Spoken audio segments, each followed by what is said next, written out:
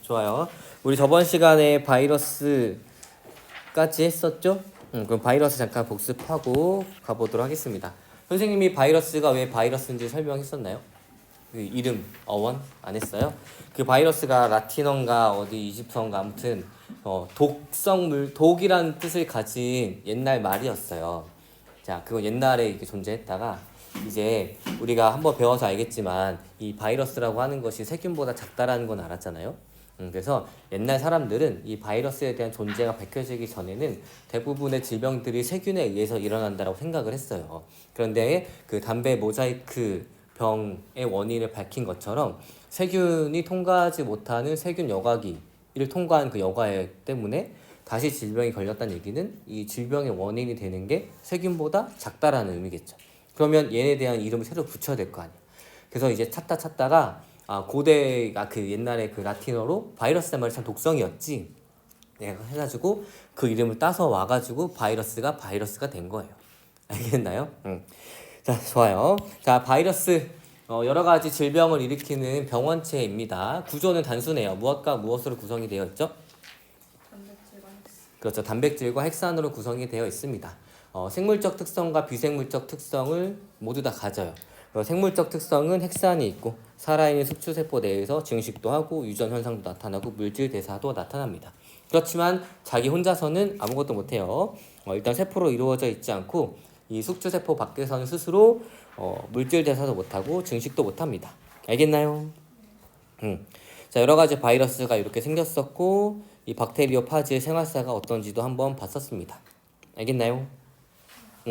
자, 그러면 이제 생명과학이란 무엇인지 한번 알아보도록 하겠습니다. 우리가 앞에서 배운 이런 특징을 가진 애들을 생명체라고 하고 얘를 공부하는 학문이 생명과학이에요. 생명과학, 생명체의 특성을 탐구하는 학문으로 생명의 본질을 밝히고 그 성과를 인류의 생존과 복지에 응용하는 종합적인 학문이다 라고 설명하라고까지 안 합니다. 그러니까 생명과학이 이런 느낌의 학문이다 라고 알고 가면 돼요. 알겠나요? 자, 그러면 생명 자체를 연구하는 생명과학의 분야는 어떻게 되는지 볼게요. 우리는 지금 통으로 이렇게 배우지만 전공으로 들어가게 되면 하나하나 뜯어서 더 자세하게 배웁니다. 일단은 세포만 연구하는 세포학이 있어요. 세포의 구조 및 세포에서 일어나는 여러 생명 현상을 연구하는 거고, 그 다음에 분류학입니다. 생물의 특징을 구분하고 이 특징에 따라서 어느 것이 유연 관계가 가까운지 뭔지에 대해서 밝히는 게 바로 분류학이에요. 자, 그럼 생태학, 우리 한번 생태라는 말 들어봤죠? 그래서 생물과 환경이 어떻게 상호작용을 하는지, 그리고 생물과 생물은 어떻게 상호작용을 하는지에 대해서 연구를 하는 겁니다. 그 다음에 생화학, 어떤 것이 합쳐진 것 같아요? 생명이랑 화학이랑. 그래서 생명활동 과정을 생명체를 구성하는 화학물질의 조성 및 기능을 연구하는 게 생화학이에요. 그 다음에 분자생물학은 무엇이냐면 생명현상을 DNA, 그 다음에 RNA, 그 다음 단백질과 같은 분자 수준에서 보는 것을 분자생물학이라고 합니다. 선생님이 DNA, RNA, 단백질의 관계에 대해서 설명했었나요? 요리사로? 그래요. 그런 것들을 연구하는 거. 자, 그 다음에 신경생물학이에요. 신경, 신호, 처리 및 판단, 뇌의 작동 원리, 분자, 세포 및 분자, 그 다음에 원리를 분자, 세포 및 신경회로 수준에서 연구하는 거. 생명공학은 무엇이냐면 생명체를 연구해서 우리한테 이롭게 하는 기술들을 계속 개발해가지고 우리한테 이득을 주는 거예요. 생물의 기능과 특성을 이용하여 사람에게 유용한 물질을 생산하는 방법이나 기술 등을 연구합니다. 자, 우리 발생 어디서 들어봤어요? 그쵸. 생명의 6가지 특징에 대해서 발생과 성장이 있었어요. 개체 유지 현상 중에. 맞나요? 발생이 뭐예요? 하나의 수정란이 세포 분열과 분할을 거치면서 고유한 기능을 가진 세포들로 늘어나가지고 하나의 개체가 되는 과정을 발생이라고 하죠. 그걸 연구한 학문도 따로 있어요. 자, 그러면 이거 안 적어도 돼. 배아, 태아, 신생아 들어봤어요? 들어봤어요? 배아, 태아, 신생아가 뭐예요?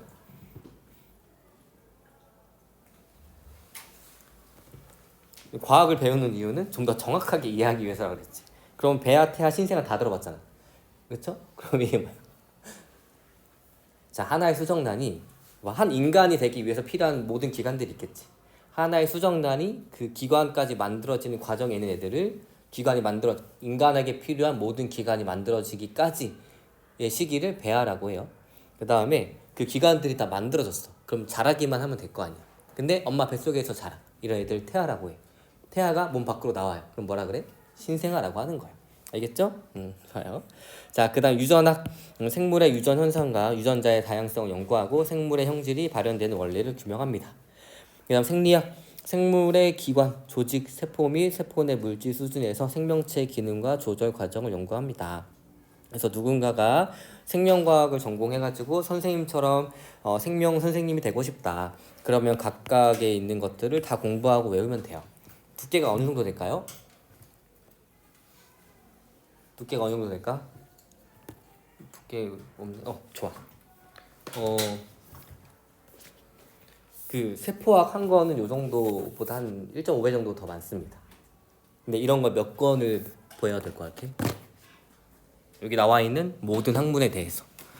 그래서 선생님이 임용고시 준비할 때 이 전공책을 다 공부하고 외워야 되는데 이거 다 들고 다닐 수 없잖아. 그럼 내가 이렇게 선생님이 지금 학습지 이렇게 나눠주는 것처럼 혼자 또 정리했겠지. 그게 몇 장 정도 될까? A4 용지 그때 한 박스를 샀어요. 500장씩 5개 들어있는 거. 그럼 몇 장? 500 곱하기 5는 2500장으로 이걸 압축했는데 2500장이 된 거야. 이거 계속 외워야겠지. 왜냐면 임용고시는 객관식이 아니라 주관식이에요. 뭐를 쓰시오, 뭐에 대해서 쓰시오 하면은 거기에 해당하는 모든 과정들을 막 다 써야 된단 말이야. 그럼 다 외워야겠어, 안 외워야겠어? 그래서 이거를 주구장창 외우면 나중에 선생님이 될 수 있어요. 알겠죠? 자, 아무튼 이렇습니다. 그리고 선생님이 대학원에 다녔을 때는 뭐를 또 공부했었냐면 요 생태학을 해가지고 연구를 계속 했었어요. 그래가지고 한여름에 습지라는 곳에 들어가가지고 아침 9시부터 저녁 8시까지 땅을 팠습니다. 땅을 파고 흙을 분석해가지고 연구를 하고 왔었어요. 자, 아무튼 이런 것들이 생명과학입니다. 재밌겠죠? 예. 그래서 누군가는 생명과학을 전공하고 누군가는 이렇게 생명 선생님이 돼서 앞으로 학교에서 누군가는 생물을 가르쳐야 되잖아. 그죠? 생명을 누군가가 이제 생명 선생님이 되면 좋을 것 같아요. 자, 그 다음에 이제 생명과학과 이제 다른 학문과의 연계입니다. 생명과학이에요. 온갖 것들이 다 연계가 되어 있습니다. 이 중에 여러분들 관심사가 하나라도 있지 않겠어요? 그렇죠? 볼게요. 생명과학이랑 좀 가까이 연결이 되어 있는 거는 뭐 의학, 신경, 심리학 이런 것들이 있습니다. 고생물학 등등등이. 그 다음에 좀 멀지만 또 연결되어 있는 것들은 법의학, 법학, 컴퓨터과학, 지리학, 경제학, 수학, 물리학, 지구과학, 화학, 체육과학, 심리학 다 연결이 되어 있어요. 그럼 나의 관심사가 요 중에는 하나는 있겠죠? 그래서 여러분들이 생명과학을 지금 배우면서 과연 이 생명과학은 나의 관심 분야 혹은 나의 진로와 어떤 관련이 있을까 이런 것들을 자꾸 고민해주면 좋을 것 같아요. 알겠나요? 자, 생물정보학이라는 게 있습니다. 컴퓨터를 이용해서 DNA 염기 서열과 단백질 아미노산 서열을 분석해서 유전자 발현과 단백질 구조들을 연구하고, 생물지리학, 생물의 분포와 그것에 영향을 미치는 자연 환경과의 관계를 연구하고, 생물경제학, 수요와 공급에 의한 경제 이론을 생물에서 나타나는 특성을 고려해 연구하고, 생물통계학, 신약의 임상시험 효과를 검증하는 등 생물의 변동이나 생명 현상을 통계적으로 분석합니다. 법의학, 유전자 검사를 통한 개인 식별, 사망 원인 등 법률상 문제가 되는 의학적 사항에 대한 증거 등을 제공하는 거예요. 아무튼 다 연계가 되어 있다. 자, 예시입니다. 여러분들한테 이러한 것들이 어떻게 연계가 되어 있는가 한번 보는 거예요.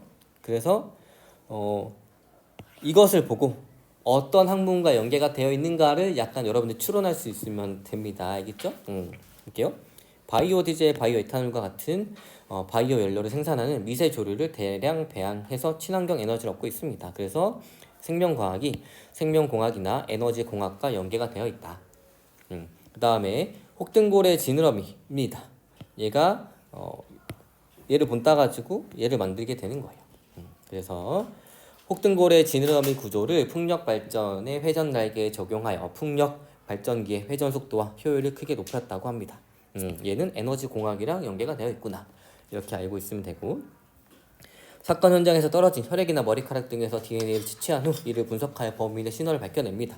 법학 의학입니다. 얘를 보고 에너지 공학이라고 하지 않겠죠? 이 정도 느낌만 가지고 있어도 된다는 얘기예요. 알겠나요? 근데 한번 사건 현장인데 일란성 쌍둥이의 경우는 어떨까? 모든 유전자가 똑같을 텐데 일란성 쌍둥이 A, B가 있어요. A가 누굴 죽였고 자신의 머리카락을 떨어뜨렸어. 그러면 A인지 B인지 어떻게 알아? 라고 선생님은 옛날부터 의문을 가졌습니다. 왜? 선생님의 엄마가 일란성 쌍둥이에요. 그러면 뭐야? 이모랑 엄마랑 똑같이 생겼다는 얘기예요. 자, 어렸을 때야 갑자기 엄마랑 이모랑 막 하더니 갑자기 둘 다 엄마한테 오래. 그러면 그 어린 나이에 구분이 잘 됐을까 안 됐을까? 안 돼요. 그래서 누가 부모인지도 모르고 자란 아무튼 그렇게 자랐고. 그런데 다른 게 있어. 물론 성격이 이모가 더 좋긴 하지만 우리 엄마한테는 비밀이야. 아무튼 우리 엄마 어차피 유튜브 안 보니까. 아무튼 뭐가 다르냐면 여러분들 나중에 혹시 민증 만들었어요? 민증 만들 때 만든 사람도 있고 안 만든 사람도 있어요. 만들 때 뭐 찍어요? 지문 찍죠. 일란성 쌍둥이는 지문이 같을까 다를까? 다르니까 지문을 찍는 거예요. 알겠죠? 그래서 지문도 다릅니다. 일란성 쌍둥이는. 그리고 좀 더 자세히 얘기하면 이 사람의 DNA는 시간이 지나면서 조금씩 변형이 됩니다. 그 부분을 찾아내면 A인지 B인지도 알 수 있는 거예요. 알겠나요? 좋아요. 자, 그러면 이제 생명 시스템의 구성 단계에 대해서 알아보도록 하겠습니다. 자, 도대체 세포에서부터 우리 개체가 이루는 단계에는 어떤 것들이 있는지 배워볼 건데, 기본적으로 세포, 조직, 기관, 개체 순입니다. 그 다음에 이 동일한 개체들의 모임을 개체군이라고 하고, 서로 다른 종들의 개체군들의 모임을 군집이라고 하고, 군집의 환경을 더하면 뭐라 그래요? 생태계라고 한다라는 것을 예전에 통합과학 시간에 배웠을 거예요. 알겠죠? 자, 그럼 볼게요. 세포, 생명체의 구조적, 기능적 기본 단위인데, 우리 발생 과정에서 분열과 분화라는 단어가 나왔던 거 기억나죠? 분화가 뭐였죠? 우리 몸에는 어떤 세포들이 필요하냐면 움직여야 되니까 근육 세포도 필요해, 신호도 전달해야 되니까 신경 전달하는 이제 신경 세포도 필요해, 혈액도 필요해요. 근데 수정란이 그렇게 생겼나요? 수정란이 그냥 동그란 세포일 뿐이에요. 그렇죠? 그럼 이 기능이 없던 수정란이 세포 분열해가지고 자신과 똑같은 세포를 막 만든 다음에 이 기능이 없던 얘네들이 이제 본인의 기능을 찾아가는 과정을 뭐라 그랬어요? 분화라고 했어요. 그래서 세포는 본인의 기능에 따라서 모양도 달라지게 됩니다. 그래서 기능이 비슷한 애들은 모양도 비슷해져요. 알겠죠? 자, 그래서 그럼 얘들 한번 묶어주는 거예요. 그래서 모양과 기능이 비슷한 세포들의 모임을 조직이라고 합니다. 비슷한 애들끼리 모인 거야. 알겠나요? 신경세포들끼리 모이고, 근육세포들끼리 모이고, 혈액세포들끼리 모인 것들 조직이라고 합니다. 됐나요? 자, 그 다음에 이 조직에 모여서 기관이 됩니다. 근데 식물은 조직이 좀 복잡해요. 그래서 조직계로 한 번 더 묶어줍니다. 그렇지만 동물은 조직이 간단하기 때문에 바로 기관으로 가요. 됐나요? 그 다음에 이 기관들이 모여서 개체가 되는데, 동물은 이 기관이 복잡해서 한 번 더 기관계라고 묶어주는데, 식물 같은 경우에는 기관이 복잡하지 않아서 그냥 바로 개체로 갑니다. 자, 아무튼 요 기관은 무엇이냐 할게요. 여러 조직이 모여 고유한 형태와 기능을 나타내는 것들을 기관이라고 하는데, 여러분들이 위를 생각해 봅시다. 위가 뭐 하는 곳이에요? 위? 소화하려면 음식물이 들어왔어. 그럼 움직여야 돼, 안 움직여야 돼? 움직이려면 근육이 필요해요, 안 필요해요? 필요하죠. 근데 얘 내 마음대로 움직일 수 있어요? 없죠. 자동으로 움직이는 거예요. 아무튼 이런 근육이 있습니다. 그래서 위를 구성하기 위해서는 이 움직여야 되니까 근육 세포들이 필요해요. 근육 조직들이. 근육만 있으면 되나요? 안 되지. 왜냐면 얘가 자극을 느껴서 자동으로 움직이는 거니까 느낄 수 있는 신경들도 필요합니다. 됐나요? 그 다음에 위, 속은 몸일까요? 아닐까요? 선생님이 우리 몸을 간단하게 표현하고 있어요. 두루마리 휴지를 생각합니다. 자, 음식물이 입으로 들어가요. 뭘로 나오지? 뭐로 나와요? 똥으로 나오겠죠. 우리가 오늘 먹었던 밥이 들어갑니다. 우리가 말하는 몸이라고 하는 것은 어디일까? 우리 두루마리 휴지 안에 있는 비어있는 공간, 거기는 휴지 아니야. 아니지. 그러면 우리 얘가 결국엔 소화기관이에요. 위, 뭐 작은 창자, 큰 창자. 그럼 이 큰 창자 안은 몸일까 아닐까?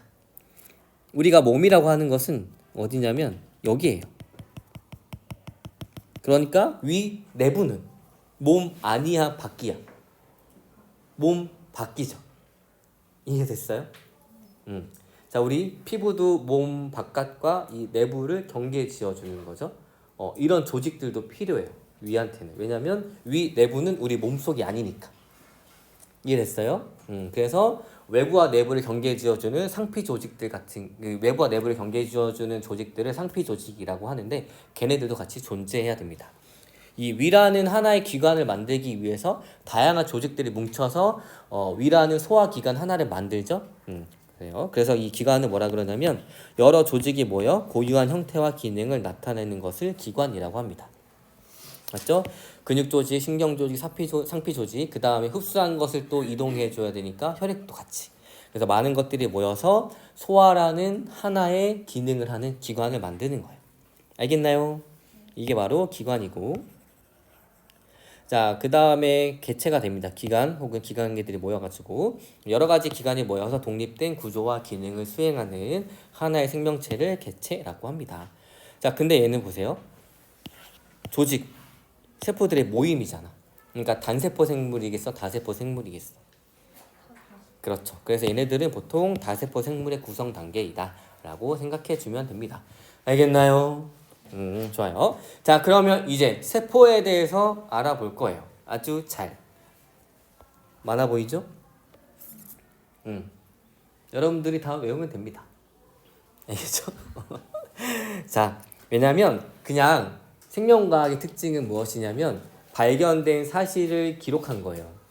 그러니까 이렇게 발견이 됐고 연구하다 보니까 이런 기능을 하고 얘네들 이름을 붙여서 이렇게 하는 거야.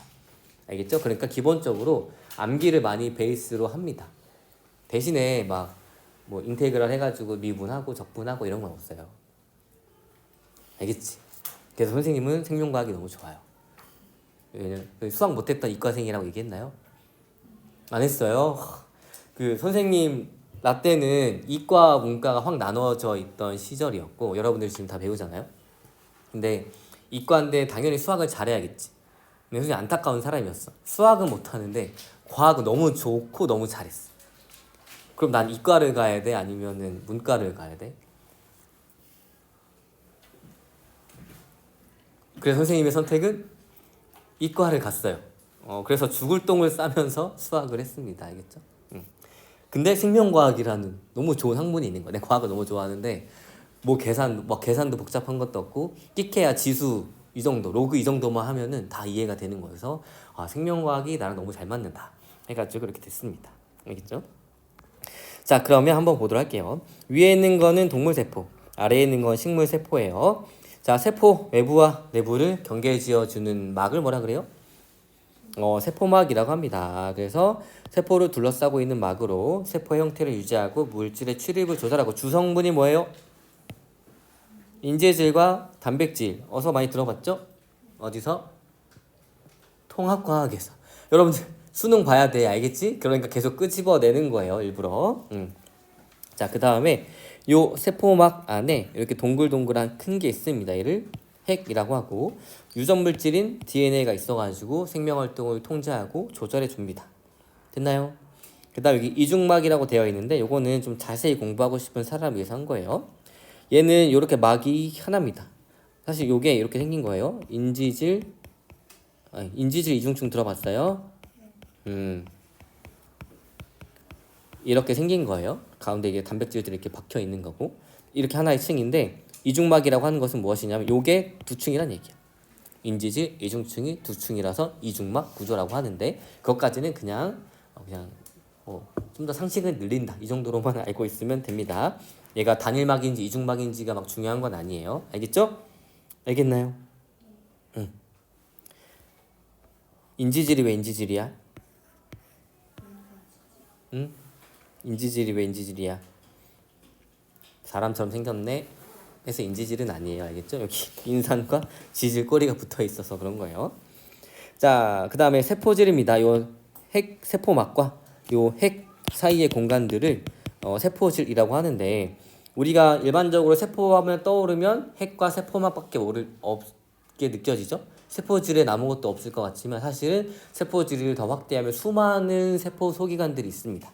우리는 그것들에 대해서 배울 거예요. 요런 것들 뭐가 뭔지는 잘 모르겠지만 지금부터 배워보도록 하겠습니다.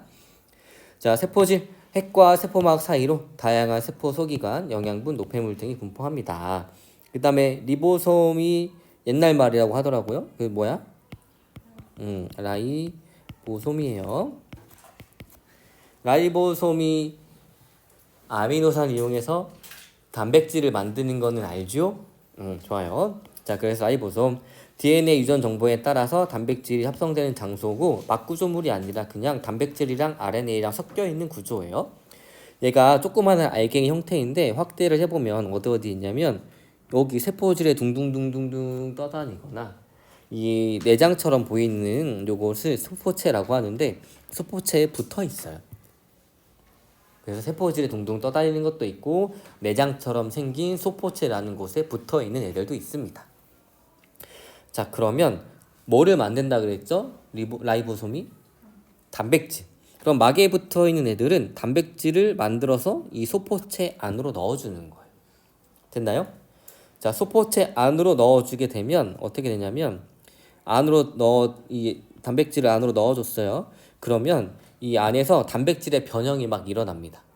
그래가지고 얘를 요렇게 막의 형태로 싸가지고 요렇게 만들어서 요렇게 만들어줘요. 필요한 경우에는 요렇게 세포막 바깥으로 내보내거나 아니면은 얘한테 전달해 줘가지고 얘가 이렇게 될 때가 있습니다. 그래서 소포체를 뭐라 그러냐면 주머니가 연결된 모양인데 리보솜에서 합성한 단백질을 수송하는 통로다라고 얘기를 해줘요. 알겠나요? 자, 그 다음에 이렇게 동떨어진 또 내장 같은 막구조물이 있는데 얘를 골지체라고 하는데 골지체는 왜 골지체냐면 골지라는 이 과학자가 발견해가지고 골지체라고 이름을 지은 거예요. 알겠죠? 여러분들이 새로운 세포 소기관을 발견하면 본인의 이름을 붙여도 됩니다. 알겠죠? 무슨 체 이런 식으로. 자, 이게 골지체인데 소포체에서 전달된 단백질이나 지질 등을 저장하거나 분비합니다. 그 다음에 리소좀이라는 게 있어요. 리소좀은 라이소라는 뜻인데 이게 무엇을 분해하다라는 그리스어인지 라틴어인지 그래요. 그러면 무엇을 분해하는 애들이겠죠? 자, 리소좀 이렇게 되어 있습니다. 리소좀도 이렇게 거대한 풍선처럼 막 구조물인데 그 안에 어떤 것들이 있냐면 온갖 것을 분해할 수 있는 효소들이 있어요. 가수 분해 효소라고 하는데 가짜가 더할 가짜, 수는 물수자. 그래서 이 효소가 어떤 물질들을 분해할 때 소화 효소처럼 어떤 물질들을 분해할 때 물이 들어가면서 분해한다 해가지고 가수 분해 효소라고 합니다. 자, 이 가수 분해 효소를 담고 있는 막이에요. 풍선 같은 거. 왜 담고 있어야 할까? 이 효소들이 세포질에 이렇게 포장되어 있지 않고 세포질에 마음껏 떠다녀요. 그럼 아무거나 붙잡고 다 분해하겠지. 그걸 막기 위해서 막으로 둘러싸서 이렇게 본인이 가지고 있는 거예요. 알겠나요?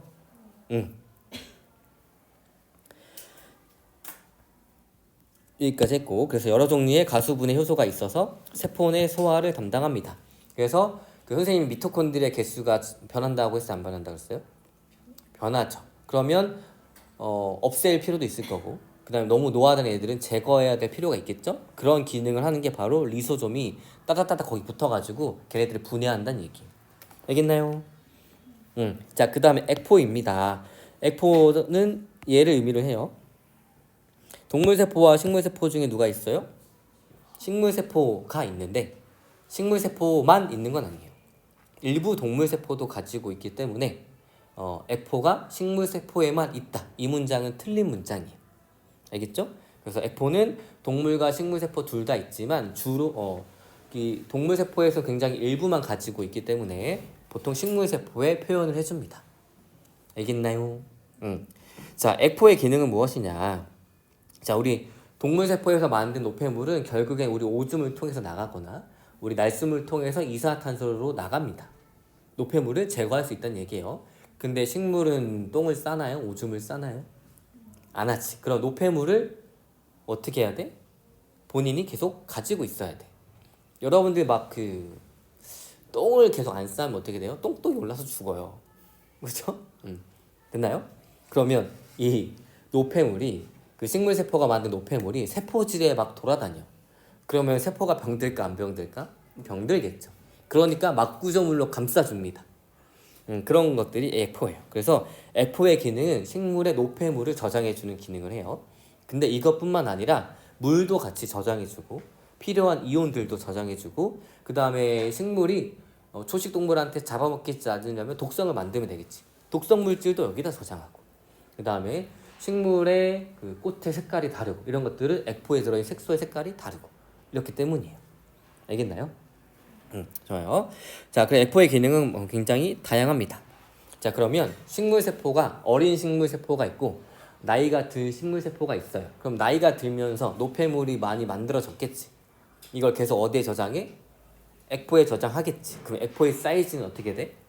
커집니다. 그래서 나이가 들면 들수록 식물세포의 액포는 커져요. 알겠나요? 좋아요. 액포, 물, 색소, 노폐물 등을 저장합니다. 그 다음에 물을 가지고 있기 때문에 삼투압 조절을 하는데 그리고 식물세포의 나이가 많을수록 크게 발달합니다. 자, 우리 작년에 삼투에 대해서 했을 때 선생님이 확산과 삼투 구분해서 설명해 줬었나요? 좋아요. 삼투는 농도로 따지면 물이 많은 곳에서 적은 곳으로 가니까 농도로 따지면 저농도에서 고농도로 물이 이동하는 현상이라고 했고 우리가 작년에 동물세포의 대표적인 게 적혈구 그 다음에 식물세포를 하나 해가지고 식물세포보다 농도가 높은데 낮은데 그냥 같은데 이렇게 담궈서 어떤 변화가 있는지에 대해서 했었어요. 기억나니? 안 날 것 같아서 선생님이 한번 해볼게요. 이 식물세포를 자 일단 삼투는 저농도에서 고농도로 물이 이동하는 거예요. 지금 F4가 나오기 때문에 한 번 더 설명하는 건데 이 식물세포를 본인의 농도보다 낮은 데 담궜어요. 여기가 상대적으로 고농도겠지. 맞아요? 그러면 물은 어디에서 어디로 이동해요? 물이 저농도에서 고농도로 이동합니다. 이 반대 방향은 일어나 안 일어나? 일어나요. 근데 물의 이동량이 이게 훨씬 더 많기 때문에 절대적으로 알자 실제 그 양만 보면 내부가 더 많이 늘어난다는 얘기예요. 그래서 부피가 어떻게 돼? 커지지. 근데 식물세포 입장에서 보면 갑자기 물이 막 들어와. 식물세포도 자신의 농도를 일정하게 유지해야 하는 항상성이 있는데 갑자기 물이 막 들어와요. 그럼 이 농도는 증가해요, 감소해요? 감소하는 걸 막아야겠지. 그럼 물을 어떻게 해줘? 계속 액포에다가 넣는 거야. 왜냐면 액포가 어떤 막으로 둘러싸인 새로운 공간이기 때문에 여기에 막 넣어줘요. 그런 노력을 한다는 얘기예요. 그럼 액포의 크기도 어떻게 돼? 커진다는 얘기예요. 작년에 액포의 크기에 대해서 배웠어요? 안 배웠어? 근데 교과서 자세히 보면 액포의 사이즈가 달라지는 게 보일걸? 했나요? 자, 그럼 반대야. 식물세포를 고농도에 넣었어요. 여기에 상대적으로 저농도겠지. 그럼 물이 이렇게 많이 이동합니다. 그럼 식물세포에서 물이 빠진다는 얘기예요. 그럼 부피는 당연히 감소하겠죠. 농도는 어떻게 돼? 증가하겠지. 그럼 돼, 안 돼? 안 되니까 저장했던 물을 계속 세포질로 액포에서 넣어줍니다. 그럼 액포의 사이즈는 어떻게 돼? 작아진다는 얘기예요. 그래서 여러분들이 액포를 배웠으니까 추가적으로 삼투압에 따라서 액포의 크기가 어떻게 되는지도 알면 언젠간 도움이 될 것 같다 라는 얘기입니다. 알겠나요? 좋아요. 자, 그 다음에 미토콘드리아입니다. 미토콘드리아는 둘 다 있어요. 뭐가 일어나는 장소? 세포 호흡이 일어나는 장소입니다. 알겠나요? 산소를 이용해서 포도당을 분해해서 생명활동에 필요한 ATP를 생성합니다. 자, 엽록체 세포벽이에요. 엽록체 광합성이 일어나는 장소로 식물세포에만 있습니다. 세포벽 식물세포의 세포막 바깥쪽으로 둘러싸고 있는 단단한 구조물인데 막과 벽은 어떻게 구분하냐면 이 세포막의 주성분이 뭐라 그랬죠? 단백질과 인지질. 그래서 주로 지질 성분이 많은 것을 막이라고 하고 탄수화물 성분이 많은 것을 벽이라고 합니다. 세포벽에는 탄수화물이 많아요. 자, 그래서 주성분은 탄수화물이고 세포를 보호하고 모양을 유지합니다. 그래서 다시 정리하면 동물세포와 식물세포 비교 시 식물세포에만 있는 건 엽록체랑 세포벽이에요. 알겠나요? 자, 그러면 동물의 구성 단계 보도록 하겠습니다. 요거 설명했었죠? 그래서 우리가 우리 몸, 이 내장 안쪽에는 몸 밖이다 볼게요.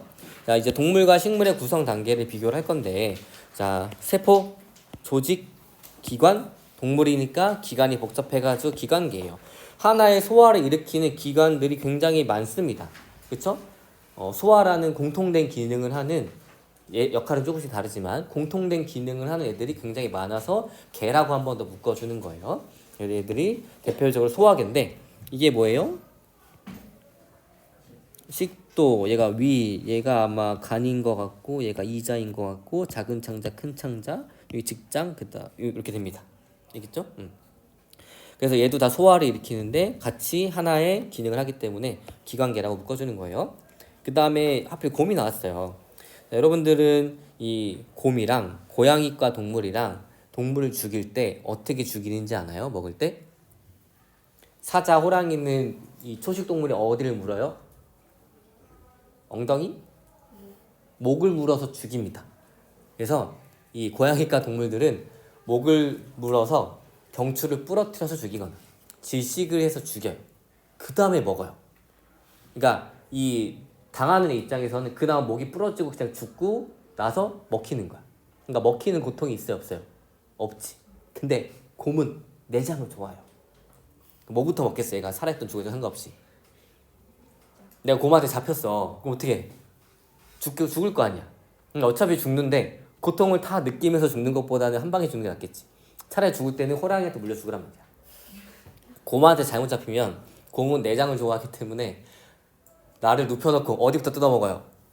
배부터 열어서 뜯어먹어. 그럼 나는 살아있어 안 살아있어? 살아있으면서 내 내장이 뜯겨먹는 거 보는 거야. 알겠지? 우리 곰이 살고 있는 지역이 있어요. 어디예요? 우리나라에? 지리산이 있습니다. 알겠죠? 거기 반달가슴곰이 있어요. 사람은 아직 잡아먹진 않겠지만 혹시나 내가 친구랑 등산에 갔어. 근데 반달가슴곰이 나를 막 쫓아와. 우리를 쫓아와. 그럼 내가 어떻게 하면 살아? 친구보다 빨리 뛰면 살겠죠. 알겠죠? 아니면 친구를 넘어뜨리고 어차피 걔 죽은 건 모르잖아. 그치? 그러니까 내가 살기 위해서 친구를 넘어뜨리고 도망가면 돼요. 알겠죠? 왜냐면 곰은 우리가 뛰는 것보다 훨씬 빠르고 우리가 나무 올라가는 것보다 훨씬 나무를 더 빠르게 타고 우리가 도망가서 안 보여도 걔는 후각이 더 좋기 때문에 다 무조건 찾아냅니다. 곰한테 쫓기면 거의 무조건 죽게 돼 있거든요. 그러니까 항상 친구랑 같이 등산을 하세요. 알겠네. 아무튼 그렇습니다. 자, 그러면 다시 수업 내용으로 돌아와가지고 자, 동물의 조직이 있어요. 자, 보세요. 근육, 상피, 신경 조직인데 근육은 뭐를 구성하는 세포 같아요? 그치, 근육이야. 그래서 근육 세포들의 모임을 근육이라고 해요. 이해하기 좀 쉬울 것 같아서 따로 안 적었어요. 그 다음에 신경 조직은 뭐야? 신경 세포들로 이루어진 애들. 그 다음에 상피 조직은 아까 선생님이 피부와 같이 외부와 내부를 경계지는 장벽들이 필요하다고 했는데 그런 것들 상피라고 합니다. 알겠나요? 근데 결합 조직이 뭔지 애매할 것 같아서 그것만 적어놨는데 우리 동물의 조직 중에서도 이제 요 근육, 상피, 신경을 뺀 나머지 것들을 그냥 결합 조직이라고 생각해주면 돼요. 그래서 기관과 기관 사이를 연결합니다. 그래서 뼈, 혈액, 힘줄, 인대, 지방 조직 등이 다 결합 조직에 해당하는 거예요. 얘 빼고, 그렇죠? 뼈가 근육은 아니잖아, 그렇지? 혈액이 근육은 아니잖아요, 그렇죠? 지방이 신경은 아니잖아. 그래서 요것들 빼고 나머지를 다 결합 조직이라고 생각하면 됩니다. 알겠나요? 자, 그다음 동물의 기관. 예를 들어서 뇌가 있고 척수가 있고 위가 있고 작은 창자, 폐, 순간, 순간가지, 콩팥, 방광, 심장, 혈관 이런 것들이 다 기관입니다. 얘네들이 모여서 하나의 기능을 해요. 위 작은 창자들이 모여가지고 소화라는 이 기관들이 모여 소화라는 과정을 일으키기 때문에 공통적으로 소화계라고 묶어주고, 그다음에 심장, 혈관 이런 기관들이 모여가지고 피를 순환시키는 그래서 순환계라고 얘기를 하고, 그다음에 폐, 순관, 순관가지. 혹시 기관, 기관지 들어봤어요? 그게 용어가 바뀌어가지고 순관, 순관지라고 하는 거예요. 순관가지. 그래서 얘네들이 이런 기관들이 모여서 하나의 호흡을 일으키는 과정을 하기 때문에 호흡계라고 묶어줍니다. 그 다음에 콩팥, 그 다음에 방광 이런 것들이 다 오줌을 만드는 기관이죠. 이걸 배설이라고 해요. 얘네들 모여가지고 배설이라는 큰 과정을 하기 때문에 배설계라고 묶어줍니다. 알겠나요? 그래서 이런 문장 이해할 수 있으면 돼요. 혈관은 순환계에 속하는 기관이고 혈관 속 혈액은 결합 조직이다. 이 문장 이해했어요? 순환계에는 다양한 기관들이 있겠죠? 그 중에 혈관이라는 기관이 있는 거예요. 근데 그 안에는 어떤 조직이라는 결합 조직에 해당하는 혈액이 흐르고 있다. 이 정도 문장을 이해할 수 있으면 됩니다. 알겠나요? 끝나지 않았어요. 자, 식물의 구성 단계를 보도록 하겠습니다. 자, 동물은 조직계가 있어요, 없어요? 없고 기관계가 있는 거예요. 그다음 식물은 기관계는 없고 조직계가 있습니다. 볼게요. 식물의 조직은 이거 그냥 사람들이 분류지어서 한 거라 뭐 이해하는 게 없고 그냥 외우는 거예요. 알겠죠? 좀 미안한데 외워야지 그 다음 단계를 갈 수 있는데, 아무튼 선생님이 아무튼 설명해 보도록 할게요. 영구 조직과 분열 조직입니다. 영구 조직은 한번 분열하면 끝, 더 이상 변하지 않는다. 분열 조직은 계속 분열한다 이거예요. 영구 조직에는 표피, 통도, 유조직이 있습니다. 표피 조직은 식물의 약간 피부 같은 느낌이라고 생각해주면 되고, 통도 조직은 식물의 약간 혈관 같은 느낌이라고 생각해주면 돼요. 나머지 것들을 유조직이라고 생각해주면 됩니다. 뭐 울타리 조직, 해면 조직이 있는데 이게 뭐냐면 이게 식물의 잎을 단면을 본 거예요. 햇빛을 많이 받는 곳에서는 이렇게 세포들이 울타리처럼 빽빽하게 있습니다. 얘를 그냥 울타리 조직이라고 하고, 그 밑에는 굳이 많이 필요가 없어요. 그래서 스펀지처럼 이런 해양 동물이 해면이 있거든요. 그래서 스펀지, 해면처럼 생겼다 해가지고 얘를 그냥 해면 조직이라고 하는 거예요. 알겠나요? 그 다음에 분열 조직은 생장점과 형성층이 있습니다. 우리 식물이 자랄 때 줄기를 통해서 위로도 자라야 되지만 뿌리를 통해서 아래로도 자라야겠죠? 그럼 자라는 지점이 있을 거예요. 이런 지점들을 생장점이라고 합니다. 여기서부터 식물들이 자라기 시작하는 거예요. 근데 우리 나무 같은 경우에는 위아래로만 자랍니까? 두께도 넓어지죠? 그렇게 두께를 넓히는 것을 형성층이라고 합니다. 알겠나요? 그 다음에 조직계가 있는데 표피 조직계, 기본 조직계, 관다발 조직계가 있어요. 그래서 조직에 들어가면 피 본다. 알겠죠? 내가 조직에 어떤 개에 들어갔어. 그럼 피를 보겠지. 누굴 찌르니까. 그래서 조직에 들어가면 피를 봅니다. 그래서 조직계. 왜냐면 차이가 있는 거 외우는 게 좋지 않겠어? 조직계. 그 다음에 기관계 이런 것들. 조직에 들어가면 뭘 본다고? 피를 봅니다. 지금은 웃어라. 어차피 시험 기간에 나한테 고마워할 거야. 알겠지?